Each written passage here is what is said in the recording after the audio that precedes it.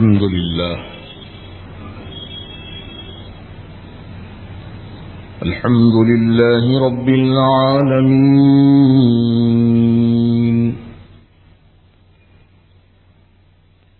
والصلاة والسلام على سيد المرسلين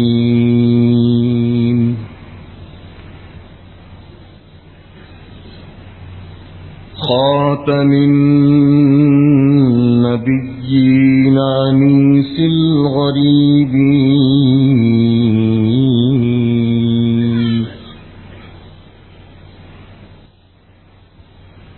راحة العاشقين مراد المشتاقين،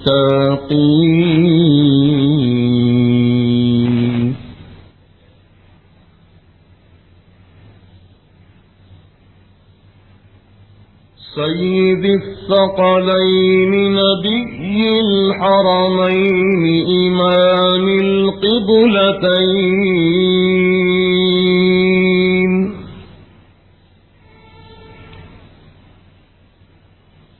وسيلتنا في الدارين،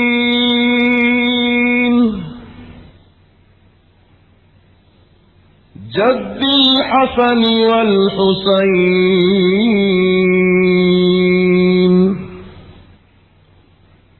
سيدنا ونبينا وحبيبنا وطبيبنا ووكيلنا وكفيلنا ورؤوفنا ورحيمنا وكريمنا ومأوانا وملجانا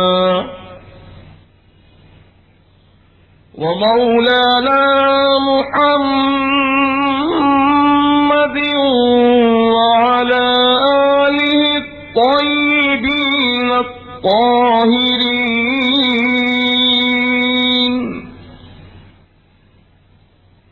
وأصحابه الكرام أجمعين.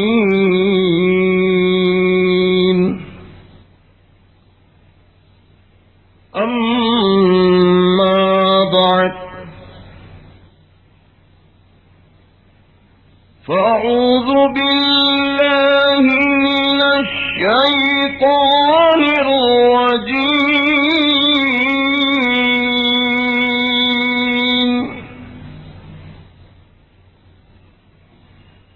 بسم الله الرحمن الرحيم.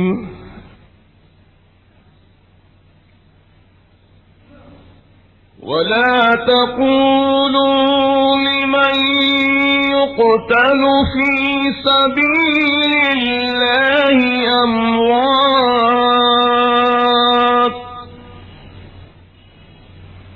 بل أحياء ولكن لا تشعرون.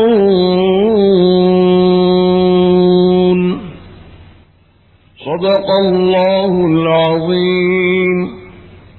وبلغنا رسوله النبي الأمين المتين الكريم، ونحن على ما قال ربنا لمن الشاهدين والشاكرين والمطمئنين والموقنين، والحمد لله رب العالمين.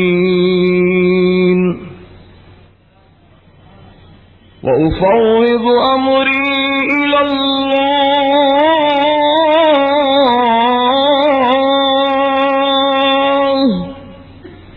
إن الله بصير بالعباد.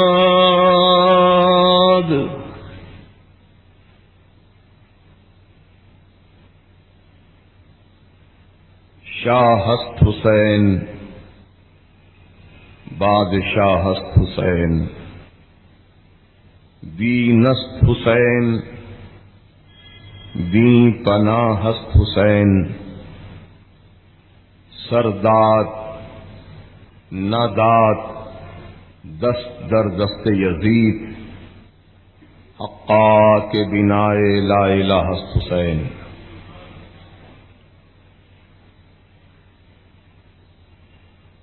صدر باوقار و بانی جلسہ، بزرگان دین، نوجوانان اہل سنت، پردہ نشین خواتین اسلام، دستور اہل سنت و جماعت کے مطابق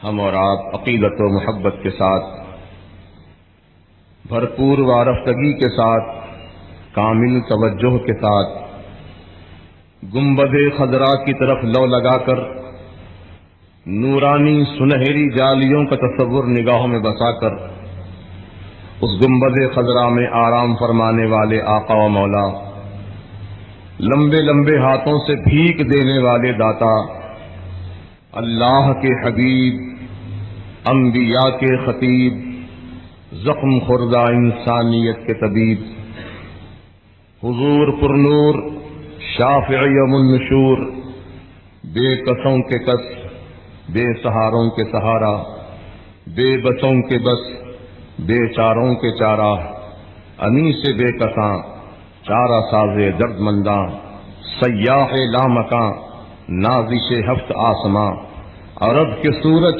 عجم کے چاند، اللہ کے پیارے ٹوٹے ہوئے دلوں کے سہارے، آقائے نامدار، مدنی تاجدار، سید ابرار، سرکار ابد قرار، احمد مختار، محمد رسول اللہ صلی اللہ تعالی علیہ وسلم کی بارگاہ اقدس میں اور ان کی آل پاک کی بارگاہ مقدسہ میں ہدیہ درود و سلام پیش کریں۔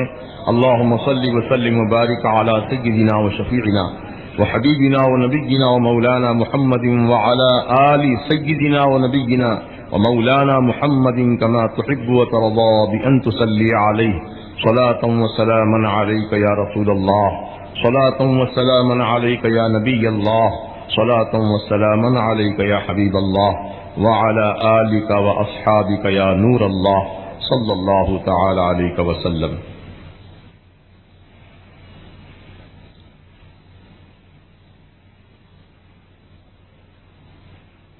قرآن مجید کی جس مشہور و معروف آیت مبارکہ کی میں نے تلاوت کا شرف حاصل کیا ہے، یہ آیت مبارکہ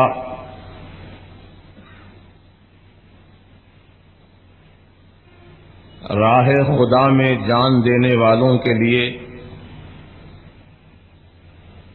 زندگی کی بشارت اور ضمانت دے رہی ہے۔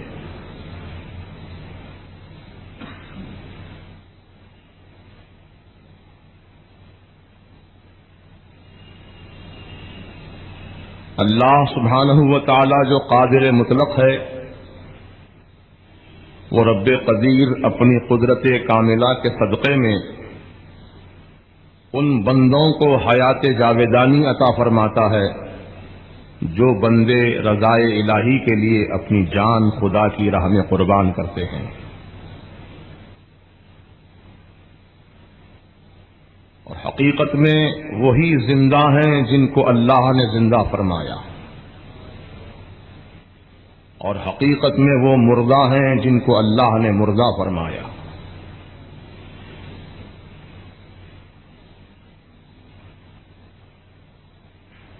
یہ قرآن کا پیغام ہے، اور اس پر ہر مسلمان کو یقین کامل ہونا چاہیے۔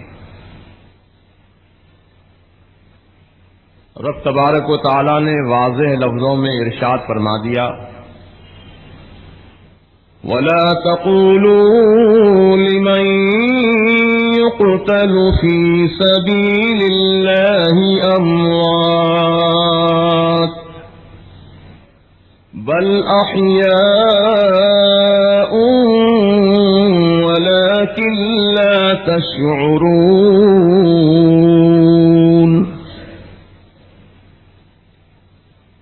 اس آیت کریمہ کا مفہوم سماعت فرمائیں، اور تم مت کہو اللہ تعالیٰ نے اس آیت کی ابتدا اس لفظ سے فرمائی ولا تقولوا، اور تم مت کہو لمن یقتل، اس شخصیت کے بارے میں جو قتل کیا گیا فی سبیل اللہ، اللہ کی راہ میں، اموات مردہ، بل احیاء، بلکہ وہ زندہ ہیں، ولکن لا تشعرون، اور لیکن تم کو شعور نہیں۔ اللہ تبارک و تعالی نے پابندی عائد کر دی، امتناع قائم فرما دیا کہ جو لوگ خدا کی راہ میں مارے جائیں، قتل کیے جائیں، انہیں تم مردہ نہ کہو بلکہ وہ زندہ ہیں۔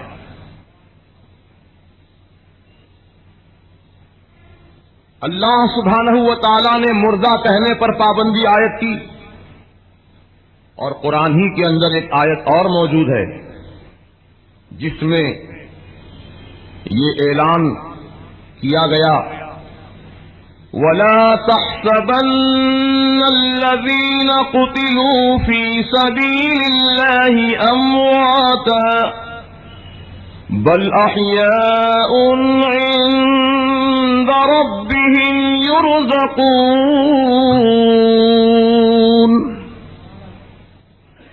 اور ہرگز تم خیال بھی نہ کرنا، گمان بھی نہ کرنا۔ پہلی والی آیت میں زبان سے الفاظ کہنے پر پابندی، اور اس آیت مبارکہ میں دل و دماغ میں خیال کرنے پر پابندی۔ ارشاد ربانی ہے وَلَا تَحْسَبَنَّ الَّذِينَ، ہرگز تم گمان بھی نہ کرنا ان لوگوں کے بارے میں جو راہ خدا میں قتل کیے گئے کہ وہ مردہ ہیں، بل احیاء، بلکہ وہ زندہ ہیں، عند ربہم یرزقون، اور ان کے پروردگار کے پاس سے انہیں روزی بھی دی جاتی ہے۔ اللہ اکبر۔ اس آیت میں اور وضاحت کے ساتھ ان کی زندگی کی دلیل قائم فرما دی رب تبارک و تعالی نے کہ اللہ تعالیٰ انہیں رزق بھی عطا فرماتا ہے، اور اللہ کی روزی وہ کھاتے ہیں، تناول فرماتے ہیں، سبحان اللہ، اور جنت کی سیر فرماتے ہیں اور کائنات کی سیر فرماتے ہیں۔ اللہ تبارک و تعالیٰ نے انہیں زندگی بخشی ہے، زندگی عطا فرما دی ہے۔ تو عزیزان محترم، اللہ سبحانہ و تعالیٰ نے جسے زندہ فرما دیا، جسے زندہ کہہ دیا، یقیناً وہ زندہ ہے، اور رب العالمین نے جس کے بارے میں مردہ فرما دیا، حقیقت میں وہ مردہ ہے۔ اگرچہ کہ دنیا والے مردے کو زندہ سمجھیں یہ اور بات ہے، لیکن رب تبارک و تعالیٰ نے انہیں مردہ فرمایا ہے۔ جیسے کہ کفار و مشرکین کے بارے میں، ابو جہل کے بارے میں، ابو لہب کے بارے میں، اتباع و شیبہ کے بارے میں، امیہ ابن خلف کے بارے میں، اور روئے زمین پر بسنے والے تمام کفار و مشرکین کے بارے میں فرما دیا جو انصاف کے ساتھ حق بات نہیں مانتے ہیں، جو اسلام کا پیغام تسلیم نہیں کرتے ہیں، جو خدا کا پیغام نہیں سنتے ہیں، جو اللہ کے حکم پر عمل نہیں کرتے ہیں، اللہ کی وحدانیت کو نہیں مانتے ہیں، پیارے مصطفیٰ کی رسالت کو نہیں تسلیم کرتے ہیں، ایسے لوگوں کے بارے میں فرمایا اے حبیب اگرچہ کہ زندہ ہیں، یہ زمین پر پھر رہے ہیں، یہ کھا رہے ہیں، یہ پی رہے ہیں، انک لا تسمع الموتى، حبیب یہ حقیقت مردہ ہیں، ان کو آپ نہیں سنا سکتے۔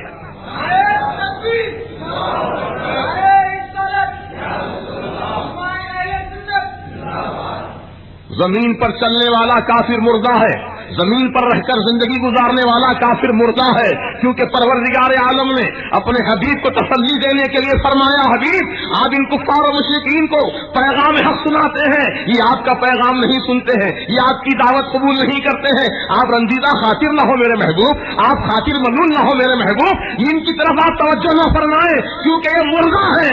کہیں فرمایا قرآن میں صم بکم عمی فہم لا یعقلون، اے حبیب یہ گونگے ہیں، یہ بہرے ہیں، یہ اندھے ہیں، یہ بے عقل بیوقوف ہیں، کیونکہ آنکھ رکھ کر حق نہیں دیکھتے ہیں، وہ آنکھوں کا اندھا ہے، جو کان رکھ کر حق بات نہ سنے وہ کانوں کا بہرا ہے، جو زبان رکھ کر حق بات نہ بولے وہ زبان کا گونگا ہے، اور دل دماغ رکھ کر حق بات کو تسلیم نہ کرے وہ بے عقل ہے، بیوقوف ہے۔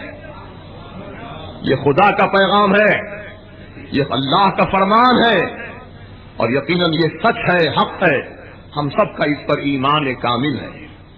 تو دوستو اور بزرگوں، رب العالمین نے اپنے پیارے حبیب کو تسلی دینے کے لیے فرمایا کہ یہ مردہ ہے حبیب، آپ کی بات یہ اگر نہیں سن رہے ہیں، آپ کا پیغام نہیں تسلیم کر رہے ہیں تو آپ رنجیدہ خاطر نہ ہو، کیونکہ یہ تو مردہ ہے، یہ تو مردہ ہے۔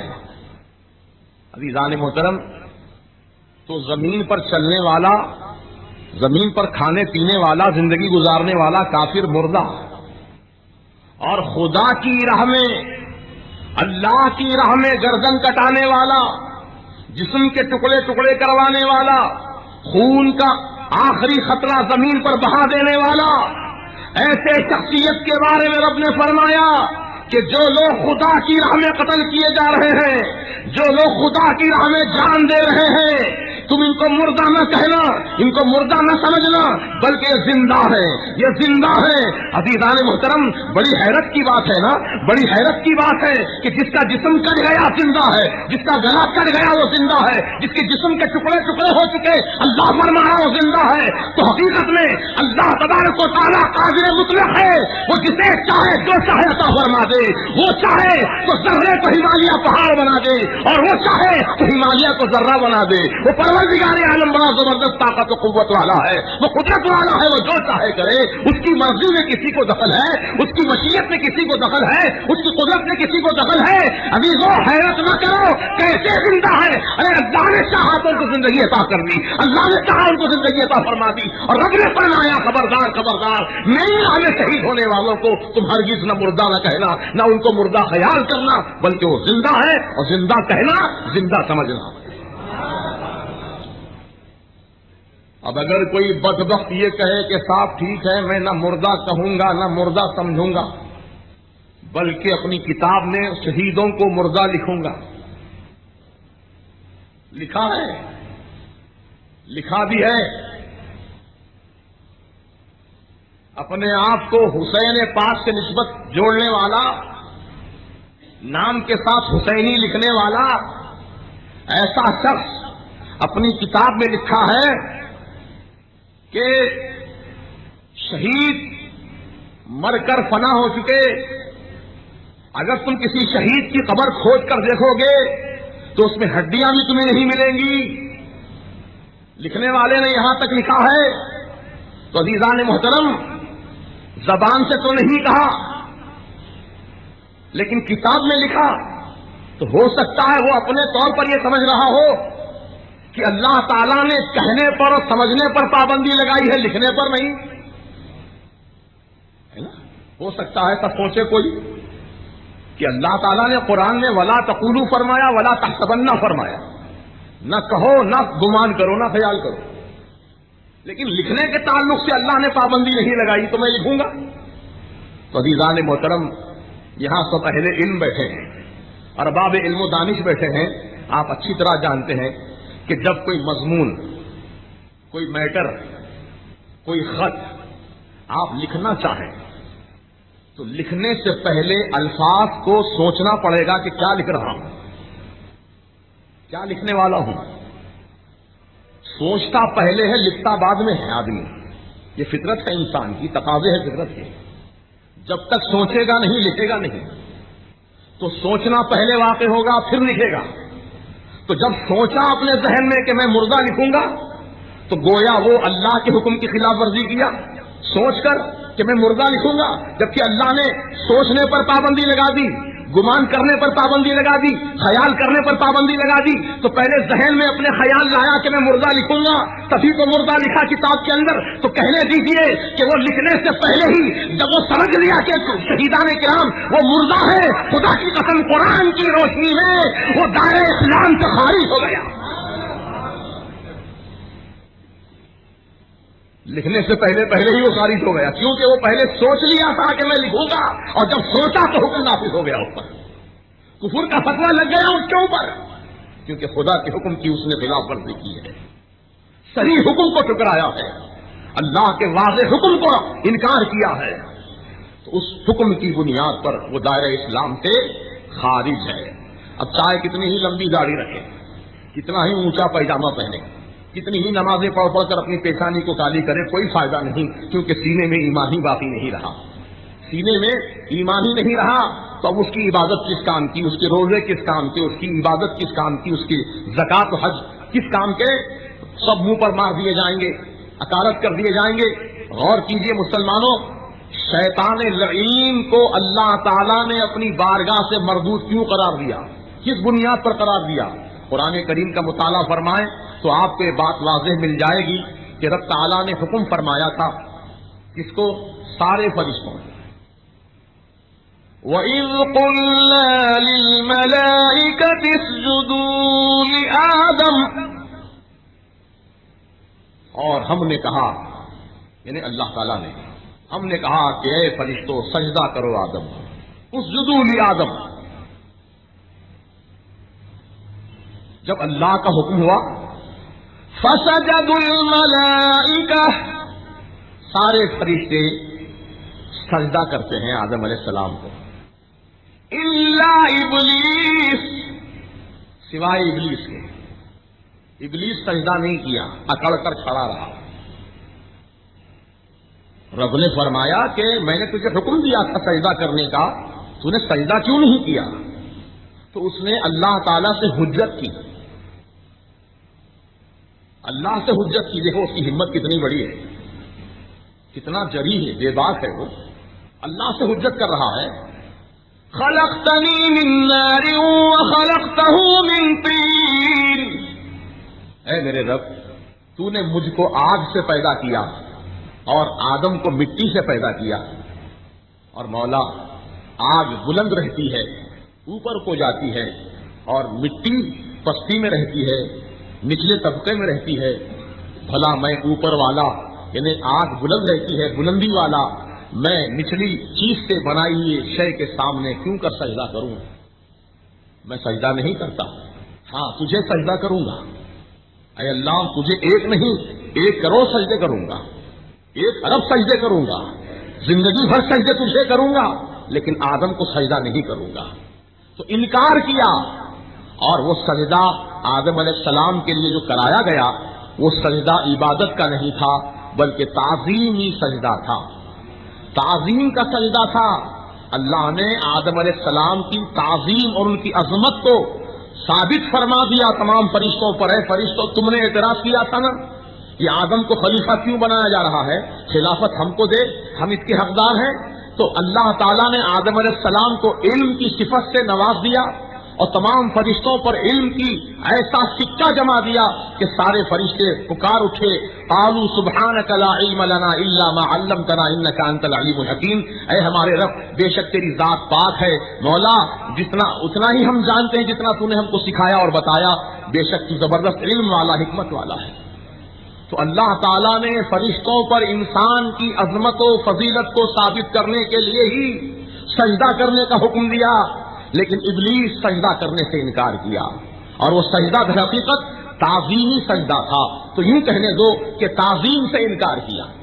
آدم علیہ السلام جو اللہ کے نبی ہیں وہ نبی کی تعظیم کرنے سے انکار کیا، لیکن اللہ کی عبادت سے انکار نہیں کیا، اللہ کی تعظیم سے انکار نہیں کیا، اللہ کی تسبیح پڑھنے سے انکار نہیں کیا، اللہ تعالیٰ کی حمد و ثنا کرنے سے انکار نہیں کیا۔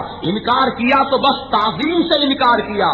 اور آج کے دور میں بھی کچھ افراد ہم کو ملتے ہیں جو نماز پڑھنے کو تو تیار ہیں، روزہ رکھنے کو تیار ہیں، حج کرنے کو تیار ہیں، زکات دینے کو تیار ہیں، تلاوت کو تیار ہیں، تسبیح کے لیے تیار ہیں، اللہ اکبر کا نعرہ بلند کرنے تیار ہیں، سبحان اللہ کی تسبیح پڑھنے تیار ہیں۔ جب ان سے کہا جاتا ہے پیارے اللہ کے آخری نبی حضور سید عالم صلی اللہ تعالی علیہ وسلم کی بارگاہ کی طرف رخ کر کے کھڑے ہو جاؤ اور دونوں ہاتھ باندھ کر ادب سے کہو یا نبی سلام علیکہ، یا رسول سلام علیکہ، تو وہ کہتے ہیں کہ نہیں یہ تو شرک ہے، ہم نبی کی تعظیم میں اٹھ کر کھڑے نہیں ہونا چاہتے، نبی کی تعظیم میں اٹھ کر کھڑے ہونا شرک ہے، شرک کا فتویٰ لگا دیا۔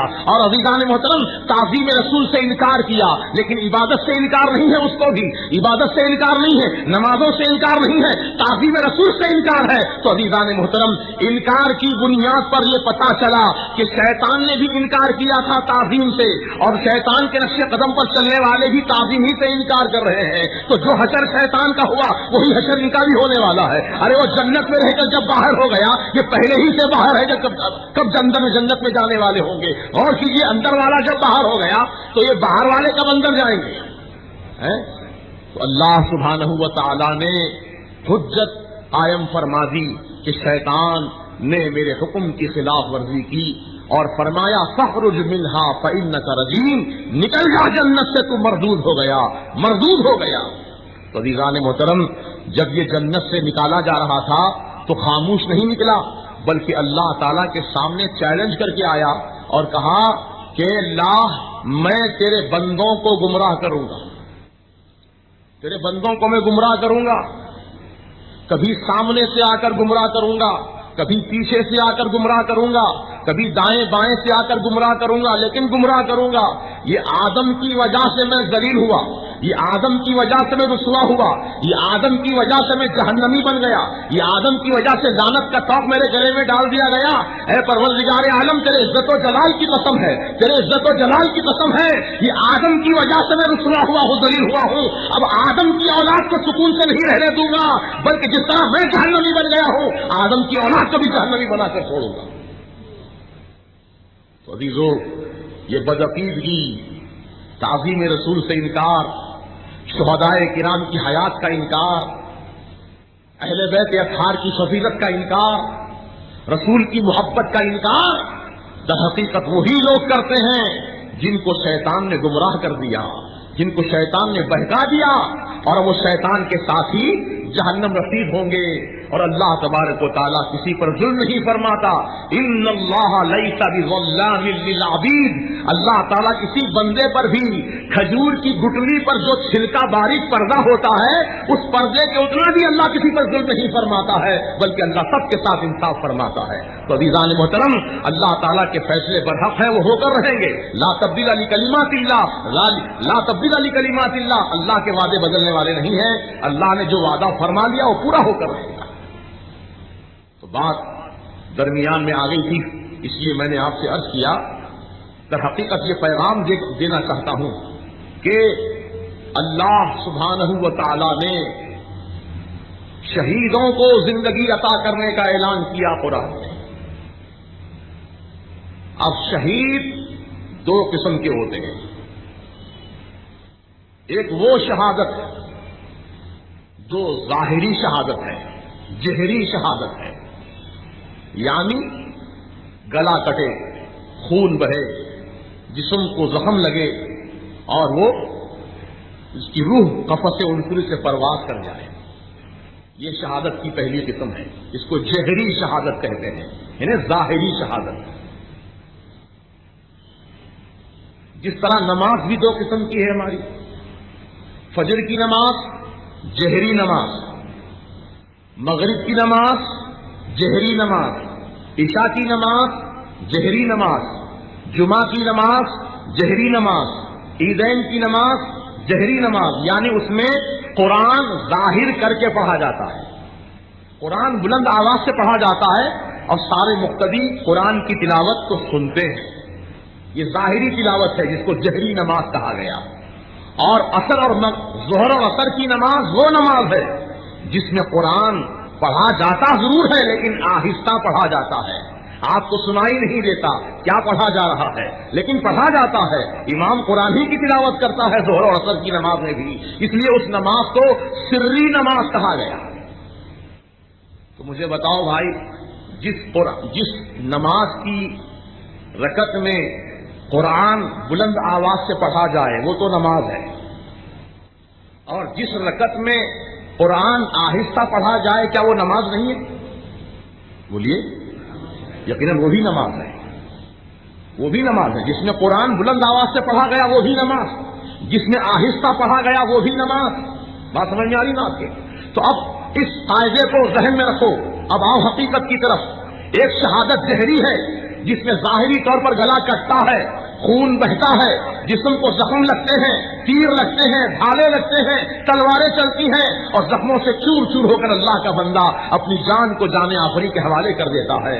یہ بھی شہادت ہے. اور وہ بھی شہادت ہے کہ جس میں ظاہری طور پر گلا تو کٹتا نہیں ہے، جسم کے ٹکڑے نہیں ہوتے ہیں، لیکن پھر بھی وہ اپنی جان کو خدا ہی کی راہ میں قربان کرتا ہے. جیسا کہ اولیاء اللہ کی زندگیوں کا آپ مطالعہ فرمائیں تو اولیاء اللہ جیسے کہ غوث پاک رضی اللہ تعالیٰ عنہ، حضور سیدنا خواجہ غریب نواز رضی اللہ تعالیٰ عنہ، حضور سیدنا خواجہ بندہ نواز کے سدران رضی اللہ تعالیٰ عنہ، حضور سیدنا یوسفین شریفین رضی اللہ تعالیٰ عنہما، حضور سیدنا بابا شرف الدین علیہ رحمت و رضوان، یہ سارے اولیاء اللہ سب راہ خدا میں جان دیے ہیں. یہ بھی شہید ہیں، لیکن ان کی شہادت جو ہے وہ چھپی ہوئی شہادت ہے، سری شہادت ہے. اور امام حسین کی شہادت وہ ظاہری شہادت ہے، ظاہری شہادت ہے، جہری شہادت ہے. امام قاسم کی شہادت ظاہری شہادت ہے. سیدنا علی اکبر کی شہادت ظاہری شہادت ہے. علی اکبر کی شہادت ظاہری شہادت ہے. 72 آوان و انصار کی شہادت ظاہری شہادت ہے، کیونکہ ان کا گلا کٹا ہے، خون بہا ہے، جسم کے ٹکڑے ہوئے ہیں اور وہ اللہ کی راہ میں جان دیے ہیں. اور غوث پاک کا گلا تو نہیں کٹا ہے، لیکن دین اسلام کو پھیلاتے پھیلاتے خدا ہی کی راہ میں جان دیے ہیں. تو وہ بھی شہید ہیں، یہ بھی شہید ہیں. اسی شہید اور شہادت کی بنیاد پر ہم کہتے ہیں کہ جو خدا کی راہ میں ظاہری طور پر گلا کٹایا وہ بھی زندہ ہے، اور جو باطنی طور پر اپنی جان خدا کی راہ میں قربان کیا وہ بھی زندہ ہے.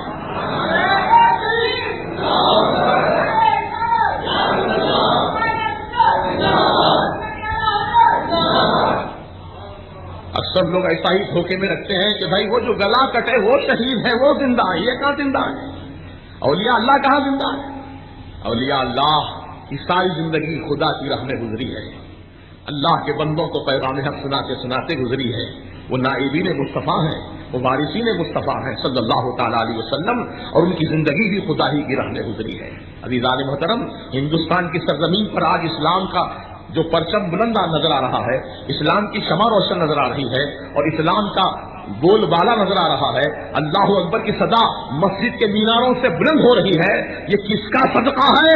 حضور غریب نواز علیہ رحمت و رضوان ہندوستان کی سرزمین پر تشریف لاتے ہیں اور اللہ کے دین کو اللہ کے بندوں کے سامنے پیش کرتے ہیں، اور اللہ کے بندوں کو اپنے اخلاق سے، اپنے کردار سے حضور سیدنا خواجہ غریب نواز اسلام کی دعوت دیتے ہیں، اور وہ ذوق در ذوق اسلام کے دائرے میں داخل ہوتے چلے گئے. یہاں تک کہ 1000 2000 5000 10,000 نہیں، بلکہ غریب نواز نے 90 لاکھ غیر مسلموں کو مسلمان بنایا ہے، 90 لاکھ کافروں کو کلمہ پڑھا کر مسلمان بنایا ہے. دیکھو ساری زندگی خدا کا دین پھیلاتے پھیلاتے گزری، تو کہنے دو کہ غریب نواز کی جو جان گئی ہے وہ خدا کی راہ میں گئی ہے، غوث اعظم کی جو جان گئی ہے وہ خدا کی راہ میں گئی ہے، یوسفین شریفین کی جو جان گئی ہے وہ خدا کی راہ میں گئی ہے، بابا شرف الدین کی جو جان گئی ہے وہ خدا کی راہ میں گئی ہے. امام حسین بھی زندہ ہے، غوث اعظم بھی زندہ ہے، غریب نواز بھی زندہ ہے، یوسفین شریفین بھی زندہ ہے، اولیاء اللہ تمام زندہ ہے، اور اللہ تعالیٰ نے ان کو حیات عطا فرما دی ہے، حیات جاویدانی عطا فرما دی ہے. یہ تو عزیزان محترم ہمارے آقا و مولا حضور سید عالم علیہ السلام نے نبیوں کی زندگی کی گواہی فرما دی، نبیوں کی زندگی کی گواہی قائم فرما دی. چنانچہ ایک صحابی نے میرے آقا سے سوال کیا تھا، یا رسول اللہ ابھی تو آپ ہماری نگاہوں کے سامنے موجود ہیں، آقا ہم آپ کا جلوہ جہاں آرا دیکھ رہے ہیں، اور حضور ہم آپ کی بارگاہ میں درود و سلام پیش کرتے ہیں، تو آقا آپ ہمارے درود و سلام کو سنتے ہیں. جب سرکار جب آپ کا وصال ہو جائے، جب آپ پردہ فرما جائیں، ہماری نظروں سے آپ روپوش ہو جائیں، اوجھل ہو جائیں، تو حضور کیا اس وقت بھی ہم آپ پر درود و سلام پیش کریں؟ تو آقا نے فرمایا ان اللہ حرمت علی الارض ان تاکل اجساد الانبیاء فنبی اللہ حی و یرزق. یہ مسلم شریف کی صحیح حدیث ہے. میرے آقا نے فرمایا ان اللہ تعالی حرمت علی الارض، کہ بے شک اللہ تعالیٰ نے زمین پر اس بات کو حرام کر دیا ہے. کس بات کو؟ ان تاکل اجساد الانبیاء، کہ وہ نبی کے جسم کو خراب کر دے، نبی کے جسم کو کھا لے. جیسے کہ عام انسانوں کے جسم سڑ جاتے ہیں، گل جاتے ہیں، کیڑے مکوڑے کھا جاتے ہیں، ہڈی سب گل جاتی ہے، لیکن انبیاء کی اجسام قبروں میں موجود ہوتے ہیں، وہ زندہ ہوتے ہیں. اور آقا نے آگے فرمایا فنبی اللہ حی، اللہ کا نبی زندہ ہوتا ہے، نہ صرف زندہ ہوتا ہے وہ یرزق، اور اللہ تعالیٰ روزی بھی عطا فرماتا ہے. تو نبی زندہ، رسول زندہ، صدیق زندہ، شہید زندہ، ولی زندہ، یہ سب زندہ ہے. اب ان کے نقش قدم پر جو چلا، ان کے نقش قدم پر جو چلا، ان کی حیات مبارکہ کو اپنے لیے مشعل جاں بنایا، مشعل ہدایت بنایا، اللہ تعالیٰ ان کے صدقے میں اس کو بھی حیات جاویدانی عطا فرما دیتا۔ ان کے قدموں میں حیات اور اجل دونوں ہیں، ان کے قدموں میں حیات اور اجل دونوں ہیں۔ ان پہ مرنے میں عجب لطف کا جینا دیکھا، ان پہ مرنے میں عجب لطف کا جینا دیکھا۔ اللہ اکبر۔ تو سرکار مدینہ صلی اللہ تعالی علیہ وسلم نے نبیوں کی، رسولوں کی زندگی کی گواہی ارشاد فرما دی، اور اللہ تعالیٰ نے قرآن میں اپنے شہید اور خدا کی راہ میں جان دینے والوں کی زندگی کی گواہی قائم فرما دی۔ اب ہم سب کا ایمان اس بات پر کامل ہونا چاہیے کہ اللہ کے نبی زندہ ہیں، رسول زندہ ہیں، صدیق زندہ ہیں، شہید زندہ ہیں، اور تمام اولیاء اللہ زندہ ہیں۔ اب آئیے شہادت کے اس عنوان کو سمجھنے کے بعد شہادت واقع کیوں ہوئی، سیدنا امام حسین رضی اللہ تعالیٰ عنہ کی شہادت کیوں واقع ہوئی، کیا اسباب و علل تھے، کیا غرض و غایت تھی، کیا وجہ تھی، اس بات کو سمجھنا بہت ضروری ہے، کیونکہ نئی نسل کے نوجوان اس بات سے کم واقف ہیں کہ امام حسین کی شہادت آخر ہوئی کیوں، میدان کربلا کیوں گرم ہوا، خانواد نبوت کے چشم و چراغ کے چراغ کیوں بھول کر دیے گئے، ان کی زندگیوں سے کیوں کھلواڑ کیا گیا، کیا وجہ تھی اس کی۔ تو عزیزان محترم، مسلم اور متفق روایات کی روشنی میں یہ بات میں عرض کرنا چاہتا ہوں کہ دین اسلام کی بقا کے لیے، دین اسلام کی بقا کے لیے امت محمدیہ صلی اللہ تعالی علیہ وسلم کی حفاظت کے لیے اور ان کی ہدایت کے لیے نانا جان نے، یعنی سرکار مدینہ علیہ السلام نے اپنے پیارے نواسے سے بچپن ہی میں وعدہ لے لیا تھا، بچپن ہی میں اس بات کا وعدہ لے لیا تھا کہ بیٹا حسین، میرے دنیا سے گزر جانے کے بعد ایک وقت آئے گا کہ میری امت پر بہت نازک وقت ہوگا، اور اس وقت تم اپنی جان عزیز کو خدا کی راہ میں قربان کر دینا اور میرے دین کو بچا لینا، اسلام کو بچا لینا، میری امت کو گمراہی سے بچا لینا۔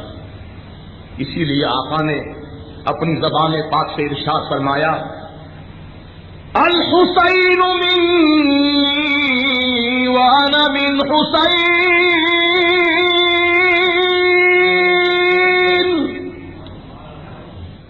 الحسین منی، حسین مجھ سے ہے۔ یہ حدیث رسول ہے، یہ لال پیلی کتاب کی بات نہیں کہہ رہا ہوں آپ سے، حدیث مصطفیٰ ہے صلی اللہ تعالی علیہ وسلم۔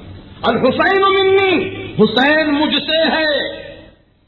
یہ بات تو سب کے سمجھ میں آ رہی ہے کہ حسین علی جدنا علیہ السلام امام سرکار دو عالم علیہ السلام کی اولاد پاک سے ہے۔ سرکار کی شہزادی سیدہ فاطمہ زہرا خاتون جنت رضی اللہ تعالیٰ عنہ کے بطن اقدس سے امام حسین تولد ہوتے ہیں، حضور کی صاحبزادی کے صاحبزادے ہیں۔ یہ بات سمجھ میں آ رہی کہ حضور سے حسین ہے، حضور سے حسین ہے، لیکن حضور کا یہ فرمانا کہ وَأَنَا مِنْ حسین، اور میں حسین سے ہوں، حسین تو مجھ سے ہے لیکن میں حسین سے ہوں، اس آخری حدیث کے اس مبارک جملے کا کیا مفہوم ہو سکتا ہے؟ علماء کرام نے یہی بیان فرمایا کہ وَأَنَا مِنْ حسین کی تشریح یہی ہے کہ میں حسین سے ہوں، یعنی میرا دین حسین سے بچے گا، میں حسین سے ہوں یعنی میرا دین حسین سے ہے، اسلام حسین سے ہے، قرآن کی عظمت باقی ہے تو حسین سے ہے، کعبے کا جاہ و جلال باقی ہے تو حسین سے ہے، گنبد خضرا کا جمال باقی ہے تو حسین سے ہے، اور ملت اسلامیہ کی تقدیر باقی ہے تو حسین سے ہے۔ اسی لیے آقا نے فرمایا حسین تو مجھ سے ہے لیکن میں بھی حسین سے ہوں۔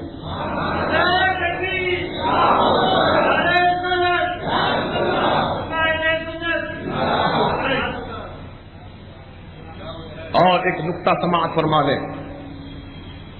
حضور کے دو نواسے سیدنا امام حسن رضی اللہ تعالیٰ، سیدنا امام حسین رضی اللہ تعالیٰ، ان دونوں پیارے پیارے نواسوں کی شان و عظمت کا کیا کہنا.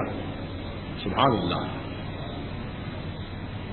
کہ سیدہ فاطمہ زہرا رضی اللہ تعالی عنہا رات تہجد کی نماز ادا کر کے کچھ لمحات کے لیے کبھی کبھی آپ آرام فرماتی تھیں،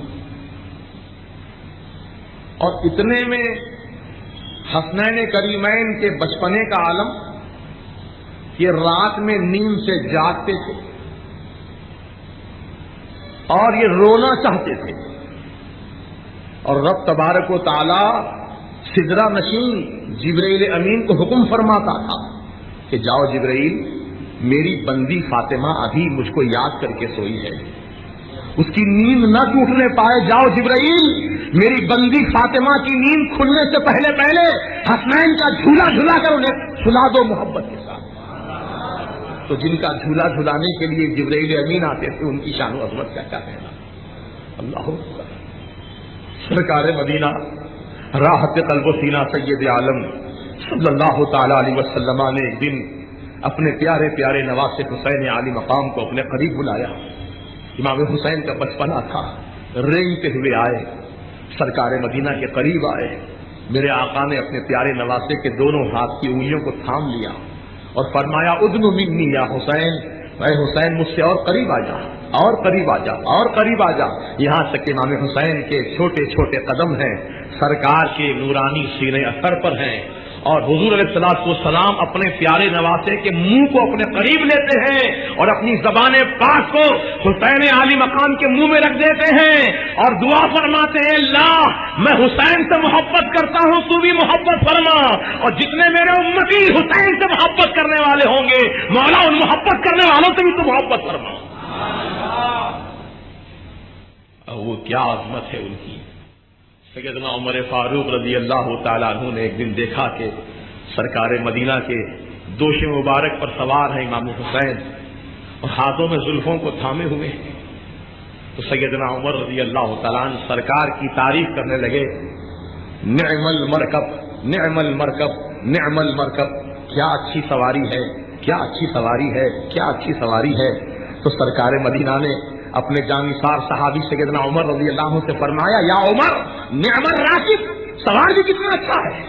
اللہ اکبر، سوار بھی کتنا اچھا ہے. اللہ اکبر. یہ رسول پاک کی زبان سے نکلنے والے کلمات خدا کی قسم ہمارے لیے حرز جان ہے، حرز ایمان ہے. حضور نے جسے اچھا فرما دیا وہ ساری کائنات میں سب سے اچھا ہے. سارے اچھوں میں اچھا سمجھیے جسے ہے، اس اچھے سے اچھا ہمارا حسین. تو رسول پاک صلی اللہ علیہ وسلم نے جن کی عظمت کے ڈنکے بجائے کائنات ہے، اس کی عظمت کا کیا کہنا. تو امام حسین رضی اللہ تعالیٰ عنہ کی شہادت کیوں واقع ہوئی، یہ وجہ تسمیہ کیا ہے. تو بات یہی ہے کہ قدرت کی مشیت یہی تھی، اللہ کی مرضی یہی تھی کہ حسین نواسے رسول سبط پیغمبر نور نظر سیدنا مولا علی شیر خدا حیدر کرار رضی اللہ تعالیٰ عنہ اپنی جان عزیز کو اپنے پورے کنبے کے ساتھ خدا کی راہ میں قربان کریں. یہ اللہ کی مرضی تھی، اور اللہ کے محبوب بندوں کی یہ سنت و سیرت ہوتی ہے کہ ان کا کوئی عمل بھی خدا کی مرضی کے خلاف نہیں ہوتا، خدا کی مرضی کے خلاف نہیں ہوتا. وہ وہی چاہتے ہیں جو خدا چاہتا ہے، وہ وہی کرتے ہیں جو خدا کی مرضی ہوتی ہے. بعض نادان لوگ کہتے ہیں رسول اگر مختار ہیں تو پھر اپنے نواسوں کو شہادت سے کیوں نہیں بچا لیے؟ رسول اگر مختار ہے تو اپنے نواسوں کو شہادت سے کیوں نہیں بچا لیے؟ رسول اگر مختار ہیں تو غار آپ ہجرت کے موقع پر آپ مکہ چھوڑ کر مدینہ کیوں چلے گئے؟ غار ثور میں کیوں تشریف لے گئے؟ اگر مختار ہیں تو اپنے آپ کو کیوں چھپا لیا؟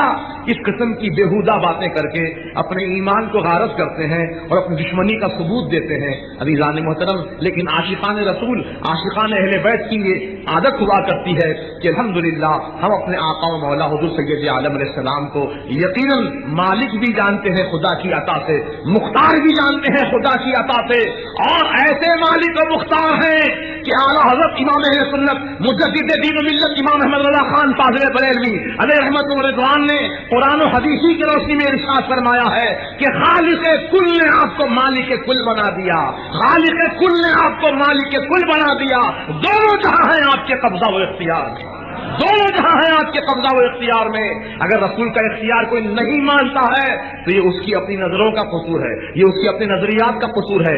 سورج تو عزیزان محترم اپنی سورج کی کرنیں روزانہ نکل رہی ہیں، دنیا کو مستنیر کر رہا ہے سورج، منور کر رہا ہے دنیا کو سورج. لیکن چمگادڑ جو اپنی آنکھوں کو دن بھر بند رکھتی ہے، اگر کوئی کہے کہ نہیں سورج روشن نہیں ہے، سورج میں روشنی نہیں ہے، سورج تو اندھیرا اندھیرا ہے، سورج تو بالکل کالا کالا ہے، یہ چمگادڑ اگر اپنا مشورہ دے تو کیا چمگادڑ کی بات آپ تسلیم کر لیں گے کہ چمگادڑ تو دیکھے ہی نہیں سورج کو، وہ کیا جانے سورج کا حسن کیا ہوتا ہے، وہ کیا جانے سورج کی کرنیں کیا ہوتی ہیں، وہ کیا جانے سورج کی روشنی کیا ہوتی ہے. ارے سورج کو دیکھے تب تو پتا چلے، سورج کو دیکھے تب تو پتا چلے کہ سورج میں کتنی روشنی چمک دمک ہے.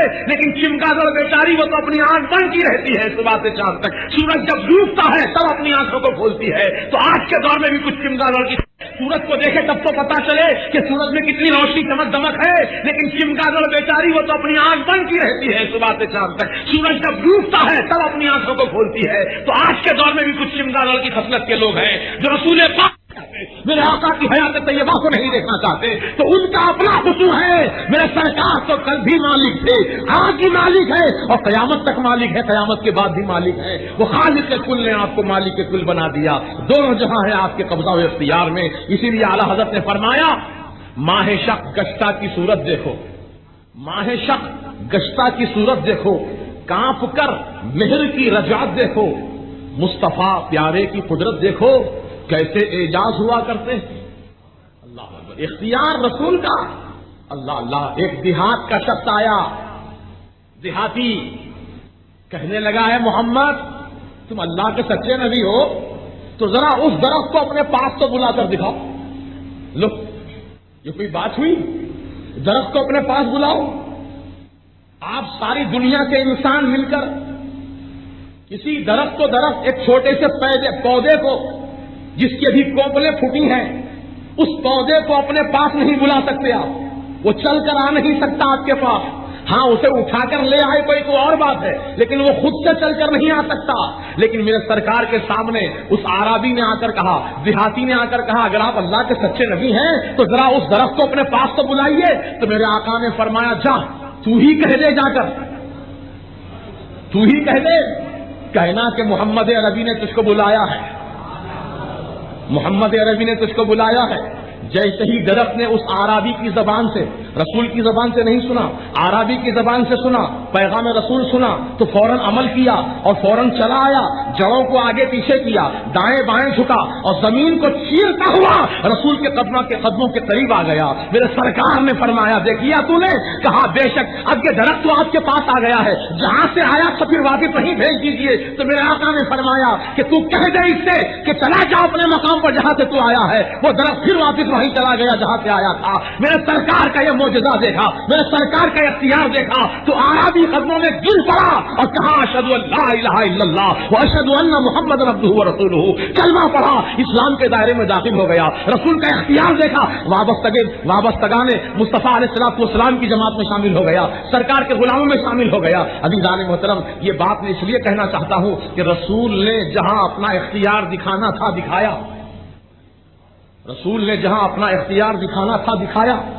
یہاں میدان کربلا میں نہ حسین اپنا اختیار دکھانے گئے تھے، نہ رسول پاک اپنا اختیار دکھانے کے لیے تشریف لائے تھے میدان کربلا میں، بلکہ اللہ کے رسول یہ جانتے تھے کہ اللہ کی مرضی یہی ہے کہ حسین شہید ہو جائے، حسین کی بھی یہی مرضی ہے کہ میں شہید ہو جاؤں. عزیزان محترم جب خدا کی مرضی ہے، رسول کی مرضی ہے، حسین کی مرضی ہے تو بھلا کون اس میں مداخلت کر سکتا ہے؟ یہ تو اللہ کی طرف سے مقدر ہو چکا تھا اور وہ ہو کر رہا. رسول اپنا اختیار دکھانے نہیں گئے تھے، اگر اختیار دکھا لیتے تو آؤ شفا شریف جس کے مصنف قاضی ایاز رحمت اللہ تعالی علیہ ہیں، انہوں نے شفا شریف میں ایک روایت بیان کی ہے کہ ایک شخص جو جہالت کے دور میں اپنی بیٹی کو اپنے ہاتھوں سے زندہ قبر میں دفن کیا تھا، بعد میں اللہ کی توفیق ہوئی، ہدایت مل گئی، رسول کے دامن کرم سے وابستہ ہو گئے، صحابی کہلائے۔ تو ایک زمانے کے بعد اپنی جہالت کے دور کا واقعہ یاد آیا، رسول کے سامنے روتے ہوئے عرض کیا، آقا میری ایک پیاری پیاری بیٹی تھی، میں نے اپنے ہاتھوں سے اس کو زمین میں گڈھا کھود کر دفن کر دیا۔ آقا جب میں اس کو گرا رہا تھا زمین کے اندر، سرکار وہ چیلا رہی تھی، چیخ رہی تھی، یا بتا ادرکنی، یا بتا ادرکنی، اے میرے بابا جان مجھ کو پکڑ لیجئے، بابا جان مجھ کو اٹھا لیجئے۔ لیکن آقا میں نے اس کی ایک بات نہیں سنی، سماج کے بندھنوں میں ایسا جکڑا ہوا تھا، معاشرے کی جہالت کی تاریکیوں میں ایسا گھرا ہوا تھا، میں اس کی آواز سنا نہیں، بلکہ میں اس پر مٹی ڈالنے لگا، مٹی ڈالنے لگا، یہاں تک کہ اس کی آواز آہستہ آہستہ آہستہ دبتی چلی گئی اور ہمیشہ کے لیے خاموش ہو گئی۔ میرے سرکار کیا قیامت کے دن مجھ کو اس کا بدلہ دینا ہوگا؟ میرے آقا نے فرمایا، تم نے جہالت کی حالت میں، کفر کی حالت میں گناہ کیا ہے، اور اسلام لانے کے بعد تمہارے سارے گناہ بخش دیے گئے۔ کہ اگر تم چاہو تو تمہاری بیٹی کو میں زندہ بلا سکتا ہوں، بتاؤ تمہاری کیا مرضی ہے؟ اللہ اکبر۔ رسول پاک علیہ السلام کو مجبور کرنے والے اس حدیث رسول کی روشنی میں سمجھ لیں کہ سرکار مردوں کو زندہ بلانے پر بھی قادر ہے۔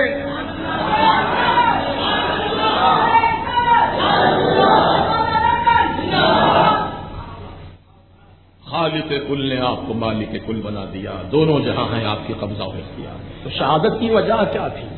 کیوں شہادت ہوئی؟ تو سنو، امام حسن رضی اللہ تعالی عنہ اور امام حسین رضی اللہ تعالی عنہ، یہ رسول کے دونوں شہزادے، رسول کے دونوں پیارے نواسے، گویا رسول کی مکمل تصویر تھے،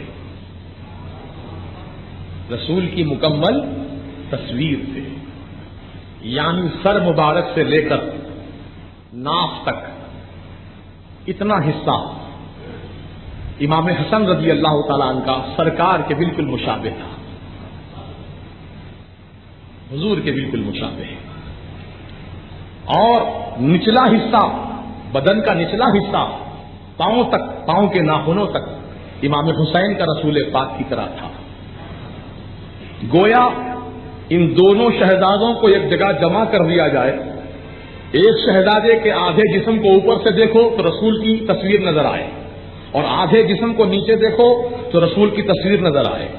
گویا امام حسن اور امام حسین رضی اللہ تعالیٰ عنہما رسول پاک کی تنویر ہیں، رسول پاک کی شبیہ ہیں، رسول پاک کے مشابہ ہیں، اور نبوت، صداقت، رسالت، ولایت، یہ سب عہدے ہیں اللہ کی جانب سے جو اللہ کے خاص بندوں کو عطا کیے جاتے ہیں۔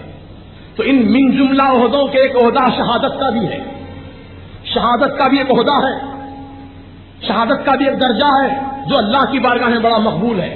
نبوت کا درجہ بھی بہت مقبول ہے، رسالت کا درجہ بھی بہت مقبول ہے، اور ولایت کا درجہ بھی بہت مقبول ہے، شہادت کا درجہ بھی بہت مقبول ہے۔ تو اللہ تعالیٰ یہ چاہتا تھا کہ میرے حبیب پر نبوت ختم، میرے حبیب پر رسالت ختم، اب قیامت تک کوئی نبی آنے والا نہیں، قیامت تک کوئی رسول آنے والا نہیں، اور میں نے اپنے حبیب کو جامع کمالات بنا کر بھیجا ہے، میں نے اپنے حبیب کو دنیا میں تمام صفات کا مظہر عطم بنا کر بھیجا ہے۔ میرے حبیب کے اندر نبوت بھی ہے، رسالت بھی ہے، صداقت بھی ہے، ولایت بھی ہے، لیکن شہادت نہیں ہے۔ لہذا اللہ کی مرضی یہ ہوئی کہ میرے حبیب کو شہادت کا درجہ بھی دے دیا جائے، تو اللہ تعالیٰ نے اس شہادت کو پورا کرنے کے لیے رسول کو دو نواسے عطا کیے، ایک نواسا آدھا حصے کا مالک ہے، ایک نواسا جسم کے نچلے حصے کا مالک ہے، اور دونوں شہزادوں کی شہادت ہوتی ہے۔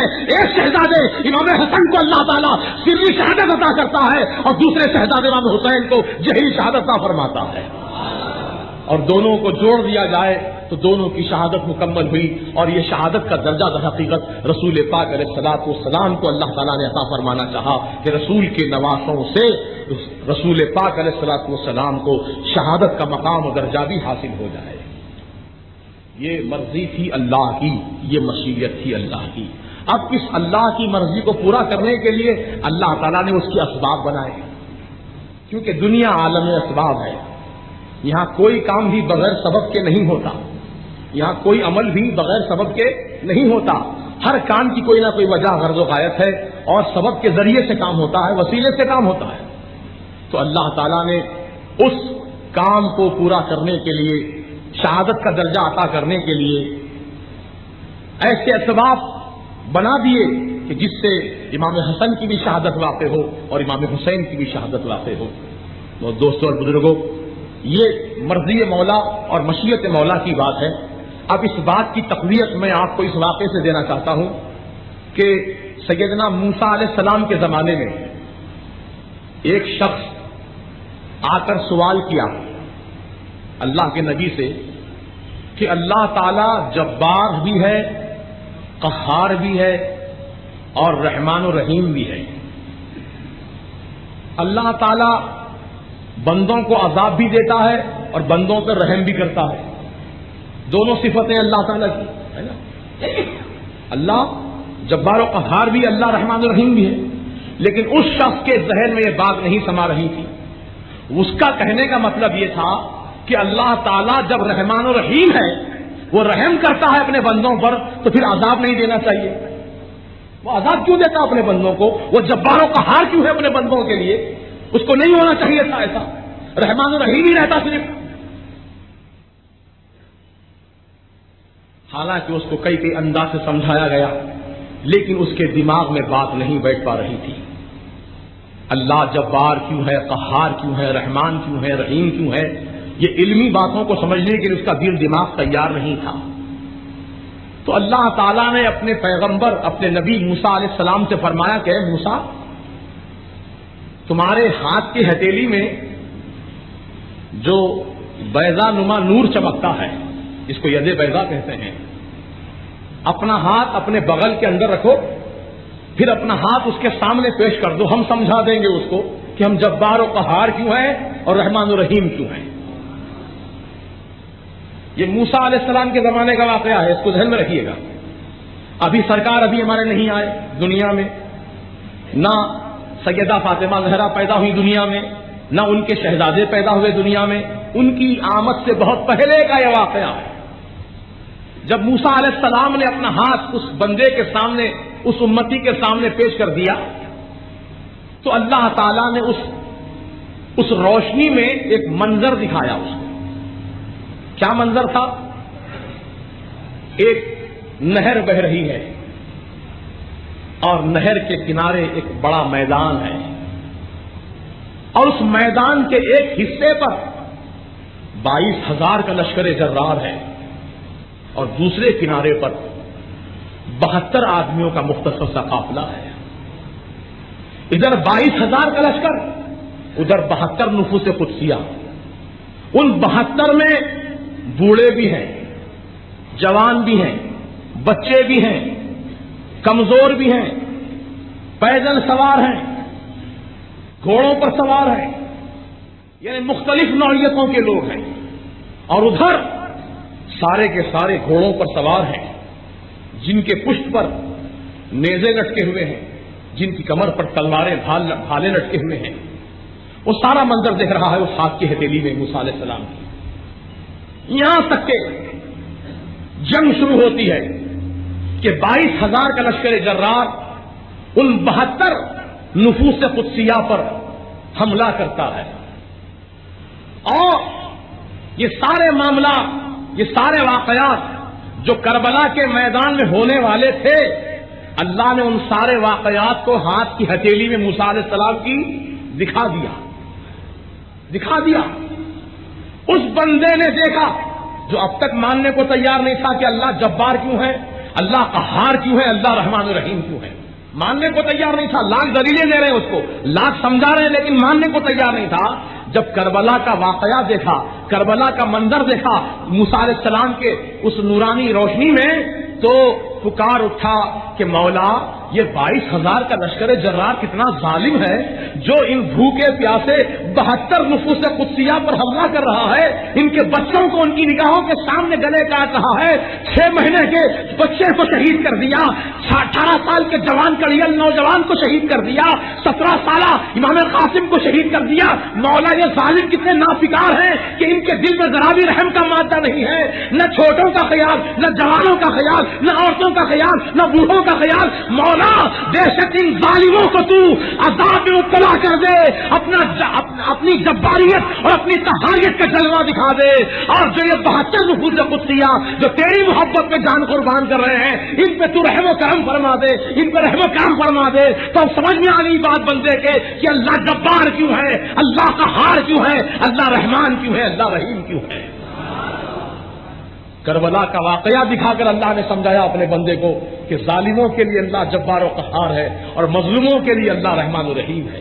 سبحان اللہ سبحان اللہ۔ تو عزیزان محترم، کربلا کا واقعہ تو مقدر تھا، حالانکہ ہوا نہیں تھا، لیکن پہلے ہی سے منظر دکھا دیا گیا۔ تو اس سے کیا بات ثابت ہوئی کہ یہ واقعہ اچانک نہیں ہوا، یہ چلتے چلتے حادثہ نہیں تھا، بلکہ اللہ کی مرضی یہی تھی، اللہ کی مشیت یہی تھی کہ ایسا ہونا تھا، اور اللہ نے ویسا ہی پورا کیا۔ اور اللہ کے نیک صفات بندوں نے، رسول کے شہزادوں نے اللہ کی مرضی کو جان لیا اپنے نانا جان کے ذریعے، اللہ کی کیا مرضی ہے، رسول کی زبان مبارک سے پہچان لیا نواسۂ رسول نے کہ اللہ کی کیا مشیت ہے، اور اسی مشیت کے مطابق اپنی جانوں کا نذرانہ خدا کی راہ میں پیش کیا، اور ہمیشہ کے لیے زندگی پالی اللہ کے ان نیک بندوں پر، اللہ کے ان پیارے نواسوں پر، اللہ کے رسول کے ان پیارے نواسوں پر اللہ تبارک و تعالی ہمیشہ رحمت نازل فرمائے، اور ان کے مراتب، ان کے درجات کو اللہ اور بلند فرمائے۔ عزیزان محترم، امام حسین رضی اللہ تعالیٰ عنہ کی شہادت جن واقعات میں ہوئی، اس واقعے کو میں آپ کے سامنے مختصراً بیان کر دوں،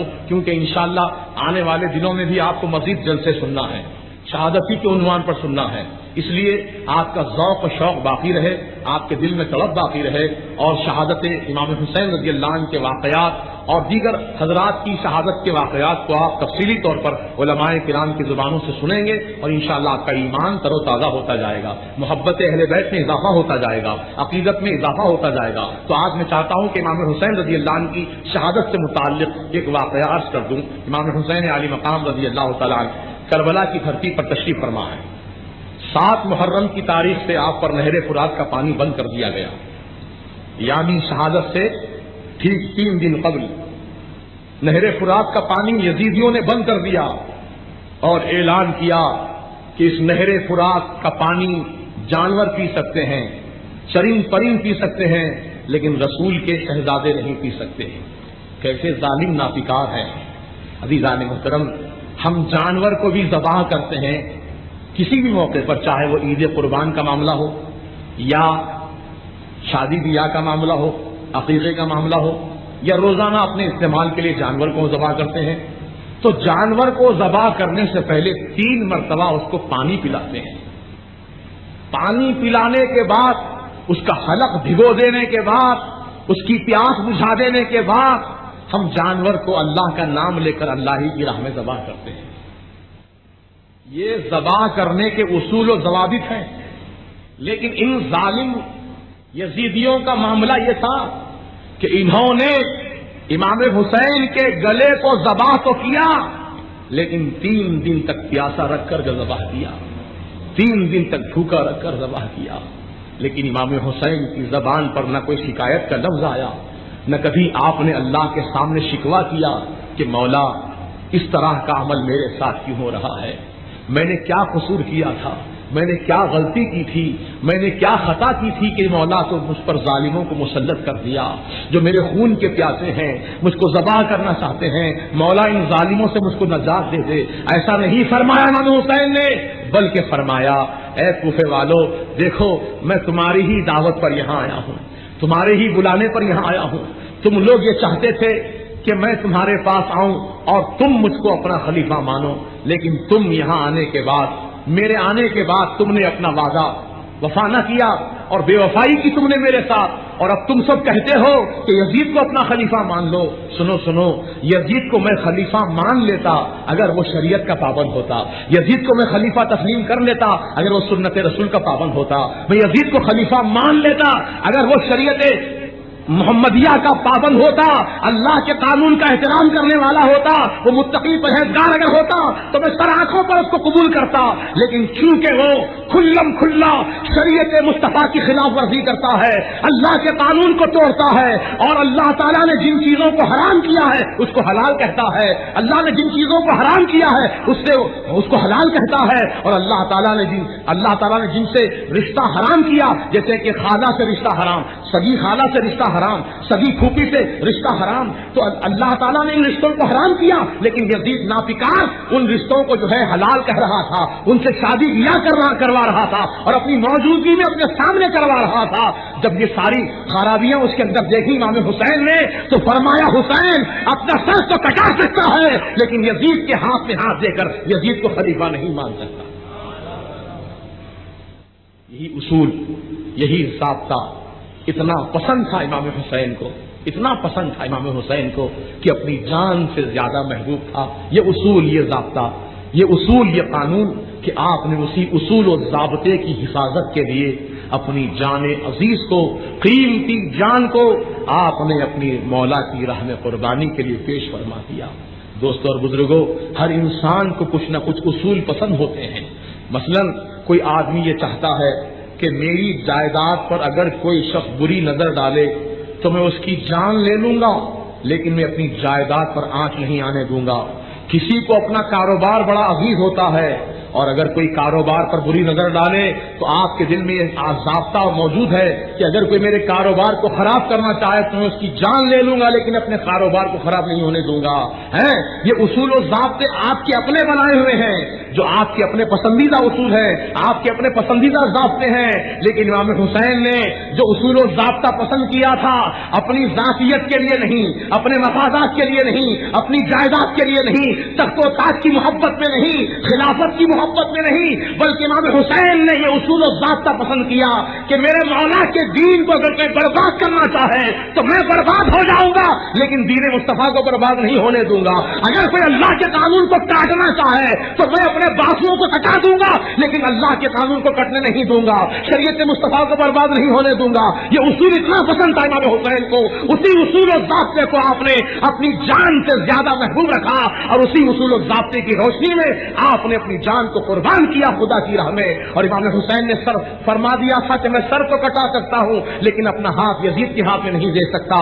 عزیزان محترم، یزیدی ناپکار کے ذہنوں پر کس طرح اللہ نے گمراہی کی مہر لگا دی کہ اگر وہ آپ کی شہادت کے بعد آپ کا گلا تو کاٹ ہی چکے تھے، آپ کا جسم اتھر وہی کربلا کے میدان میں پڑا تھا اور ظالموں نے آپ کے جسم اتھر سے کپڑے بھی اتار دیے، پھر ایک کچھ گھوڑ سواروں کی فوج آئی اور امام حسین کے برہنہ جسم پر گھوڑوں کو دوڑایا گیا، گھوڑوں کی چاپوں سے امام حسین کے جسم پاک کو کچلا گیا اور امام حسین کے جسم اتھر کو جب ظالم یزیدی گھوڑوں کی چاپوں سے روند رہے تھے تو قسم وحدہ لا شریک کی کربلا کے میدان کا ایک ذرہ گواہ ہے اس بات پر کہ امام حسین کی ایک ایک بوٹی سے آواز آ رہی تھی، اللہ اکبر اللہ اکبر اللہ اکبر اللہ اکبر۔ امام حسین نے اپنی جان قربان کی اللہ کی محبت میں، اللہ کی عظمت کے لیے، دین اسلام کی عظمت کے لیے، اور شہید ہونے کے بعد بھی اپنے جسم کے روئے سے اعلان فرما دیا کہ حسین جان دیا ہے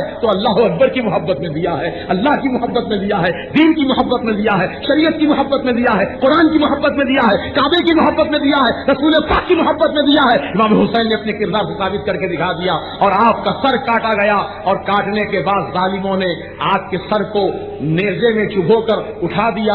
امام حسین کا سر کٹنے کے بعد سب سے بلند نظر آ رہا تھا، سب سے اونچا نظر آ رہا تھا۔ یہی شان ہوتی ہے اللہ کی راہ میں جان دینے والوں کی کہ ان کے سر جو کاٹے جاتے ہیں ان کے سر نیچے نہیں رہتے ہیں بلکہ اللہ ان کو سر بلندی عطا فرماتا ہے، ان کو سر بلندی عطا فرماتا ہے۔ اور امام حسین نے فرمایا سر دے دوں گا لیکن ہاتھ نہیں دوں گا، یزید کے ہاتھ میں اپنا ہاتھ نہیں دوں گا، سر دے دوں گا لیکن ہاتھ نہیں دوں گا۔ یہ ہاتھ بڑا قیمتی ہے، یہ ہاتھ بڑا قیمتی ہے، اس ہاتھ میں امت مسلمہ کی تقدیر ہے، اس ہاتھ میں قرآن عظیم کی عظمت ہے، اس ہاتھ میں شریعت کا احترام ہے، اس ہاتھ میں خدا کے قانون کا پاس و لحاظ ہے۔ میں اپنے ہاتھ کو محفوظ رکھوں گا، اپنی جان دے دوں گا لیکن ہاتھ نہیں دوں گا۔ چنانچہ امام حسین کا گلا تو کاٹا گیا لیکن کسی ظالم یزیدی کے دل میں دماغ میں یہ خیال نہیں آیا کہ حسین کا ہاتھ کاٹ کر لے جائیں اور یزید کے ہاتھ میں کٹا ہوا ہاتھ دے کر دے دے اور امام حسین کے ہاتھ کو لے کر یزید کہے کہ دیکھو حسین، زندگی میں تو تم نے اپنا ہاتھ نہیں دیا، لیکن ہم نے اپنی طاقت سے تمہارے ہاتھ کو اپنے ہاتھ میں لے لیا. ایسا کہہ سکتا تھا یزید، لیکن امام حسین کی زندہ کرامت ثابت ہوتی ہے. امام حسین نے جو فرما دیا وہی ہو کر رہا. آپ نے فرمایا سر دوں گا لیکن ہاتھ نہیں دوں گا. خدا کی قسم ہاتھ نہیں لے جا سکے. سر تو لے گئے امام حسین کا کٹا ہوا، لیکن ہاتھ نہ لے جا سکے، کیونکہ تمہارے منہ سے جو نکلی وہ بات ہو کے رہی، تمہارے منہ سے جو نکلی وہ بات ہو کے رہی، فقط اشارے میں سب کی نجات ہو کے رہی. عزیزان محترم، امام حسین رضی اللہ عنہ کی شہادت کے بعد آگ کے جسم اثر کے ٹکڑے ٹکڑے کیے گئے اور آگ کے سر اقدس کو نیزے پر بلند کیا تو دیکھنے والوں نے دیکھا کہ امام حسین کی نگاہیں زمین کی طرف جھکی ہوئی تھی. کسی نے سزا لگائی، اے حسین، ہر مرنے والے کی آنکھ تو اوپر دیکھتی ہے، تمہاری آنکھ نیچے کیا دیکھ رہی ہے؟ تم بھی اوپر دیکھتے، نیچے کیا دیکھ رہے ہو؟ تو کٹے ہوئے سر سے آواز آئی، ظالموں نے مجھ کو پہلی رکعت کے پہلے سجدے میں شہید کیا. ظالموں نے مجھ کو پہلی رکعت کے پہلے سجدے میں شہید کیا. اب زمین کی طرف یعنی سجدہ گاہ کی طرف اس لیے دیکھ رہا ہوں تاکہ موقع ملے تو دوسرا سجدہ بھی کر لوں مولا کی بارگاہ میں، تاکہ رکعت مکمل ہو جائے. اللہ اکبر. اب آپ کہیں گے کٹے ہوئے سر سے آواز کیسے آئی؟ تو مجھ سے مت پوچھو. سیدنا زید ابن ارقم رضی اللہ تعالیٰ عنہ صحابی رسول ہیں، کوفہ میں اپنے مکان کی کھڑکی میں بیٹھ کر قرآن کی تلاوت فرما رہے تھے، اور جب امام حسین کا سر کا قافلہ، کٹے ہوئے سروں کا قافلہ یزیدی لوگ اپنے ہاتھوں میں لیے کر گزر رہے تھے سڑکوں سے، گلی کوچوں سے، تو زید ابن ارقم رضی اللہ تعالیٰ عنہ فرماتے ہیں کہ میں نے دیکھا کہ جب امام حسین کا سر مبارک میری کھڑکی کے سامنے آیا تو میں نے اپنے کانوں سے سنا، اپنی آنکھوں سے دیکھا کہ حسین کے ہونٹ کھل رہے تھے اور قرآن کی تلاوت فرما رہے تھے. اور اللہ نے بھی یہی فرمایا ہے وَلَا تَقُولُوا لِمَن يُقْتَلُ فِي سَبِيلِ اللَّهِ أَمْوَاتٌ، جو خدا کی راہ میں مارے گئے انہیں تم مردہ نہ کہو جی، وہ تو زندہ ہیں. وہ کیسے زندہ ہیں تم نہیں سمجھ سکتے، تمہاری عقل محدود ہے، تمہارا علم محدود ہے، تمہاری عقل لمیٹڈ ہے. اللہ کے ان بندوں کی زندگی کو تم نہیں سمجھ سکتے، لہذا حجت مت کرو، بحث مت کرو، بلکہ اللہ نے جو فرما دیا اسی پر یقین رکھو، اسی پر ایمان رکھو کہ شہید جو ہوتے ہیں چاہے وہ ظاہری شہادت ہو چاہے چھپی ہوئی شہادت ہو، ہر شہید خدا کی راہ میں زندہ ہے، ہر شہید خدا کی راہ میں زندہ ہے. اللہ تبارک و تعالی دین اسلام کو زندگی عطا فرما دے. ان شہیدان کرام کے صدقے میں آج پھر سے دین اسلام کو للکارا جا رہا ہے. آج پھر سے دین اسلام پر دشمنان اسلام بری نگاہ ڈال رہے ہیں اور مسلمانوں کو اور اسلام کو دنیا سے مٹانا چاہتے ہیں. اے مولا تعالی ان شہیدان کربلا کے مقدس خون کے صدقے میں میرے مالک تو اسلام اور مسلمانوں کو پھر سے حوصلہ عطا فرما دے. اسلام اور مسلمانوں کو مولا عزت اور وقار سے وقار عطا فرما دے، اور تمام دشمنوں کے شر اور فتنوں سے عالم اسلام کو، پوری دنیا کے مسلمانوں کو محفوظ و مامون فرما دے.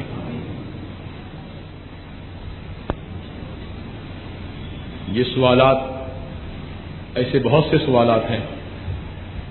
پہلی چیز یہ ہے، سن لیجئے کہ اہل سنت و جماعت کے جو قواعد اور ضوابط ہیں اور ہمارا جو دین اسلام ہے، اس میں علم لے کر گھومنا، یہ سمجھنا کہ یہ امام حسین کی سواری ہے، اور عورتوں کا ان علم لے کر جانے والوں کے پیر چھونا اور منتیں ماننا اور یہ کہنا کہ ایسا ہو گیا تو ہم گود چڑھائیں گے، یہ سب غیر شرعی اور ناجائز کام ہیں.